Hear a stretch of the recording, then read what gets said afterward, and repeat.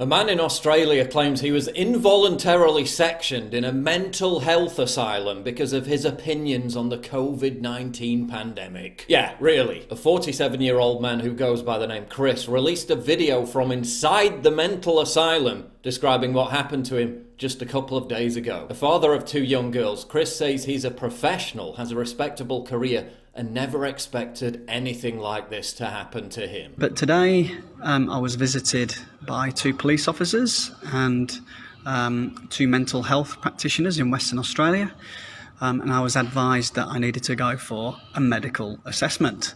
I was taken involuntarily in a ambulance to Fiona Stanley Hospital in Perth, and here where I've endured a so-called psychological assessment, and I've been deemed as having, well, verbally I've been told I've had a nervous breakdown, which is completely untrue. But the paperwork says something completely different. The paperwork says that I've had some sort of, I've got some sort of personality distrusting disorder of some sort. But I think it said I was suspicious.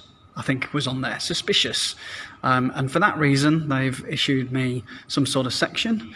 And I've been brought to what I can only call a prison and held against my will. But get this, the reason Chris was sectioned was because his own wife grassed him up. Well, apparently my wife has reported me. What a fucking bitch. And the reason my wife has reported me and been concerned is that I have a different opinion to her about the current situation with the suspected COVID-19 situation and everything that goes along with that. Imagine being such an insipid, backstabbing normie that you get the father of your own children sectioned in a mental asylum for having a different opinion to you on COVID. Conveniently, my wife is a pharmacist, a clinical pharmacist at one of the hospitals, but doesn't actually know the chief pharmacist at this hospital.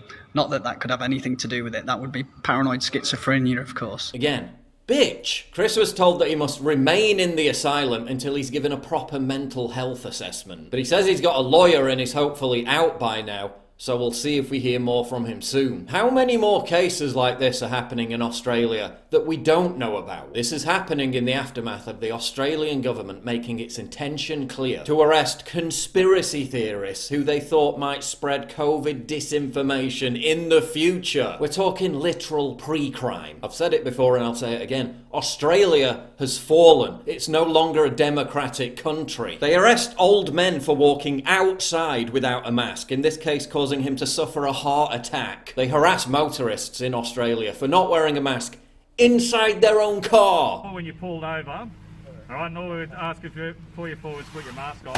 I said I don't need to. Medical exemption, but then you didn't speak to us any further and you drove off, mate. So I wasn't detained, was I? Your exemption, please. Was I detained? Huh? I wasn't detaining you. No, I was asking. Well, I drove off because I wasn't detained. I was asking you for your medical exemption. So now you're detaining me. So now you need to show me your medical exemption, okay? The military are out on the street enforcing medical martial law. Troops have begun patrolling the streets of Australia's largest city, Sydney, to help enforce a prolonged lockdown. 300 soldiers have been deployed to assist New South Wales police.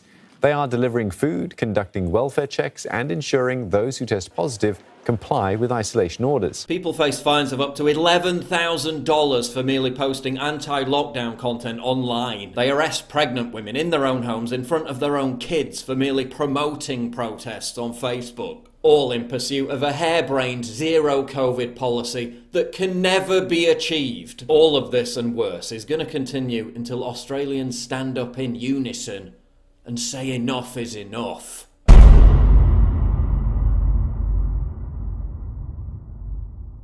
To get exclusive content, early access, behind the scenes stuff, and to personally interact with me, please sign up for my community at pauljosephwatson.locals.com. Link in description, and thank you for your generous support.